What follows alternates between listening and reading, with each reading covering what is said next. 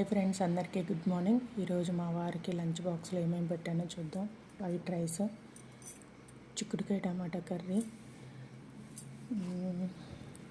పెరుగుచారు ఎవరెవరికి తెలుసో కామెంట్స్ చేయండి. ఓకేనా. ఇది లంచ్కి. స్నాక్స్ వచ్చి బ్రెడ్ హల్వా, లడ్డు ఒకటి ఉంది, అది పెట్టాను. ఇది లడ్డు అను మూగ్ దాల్ అంటారు కదా, ఇవి బయట నుంచి తెచ్చినవి. ఇవి కూడా కొంచెం పెట్టాను. మూత పెడదామని ఇట్లా మూత పెట్టేసరికి అది బ్రేక్ అయిపోయింది.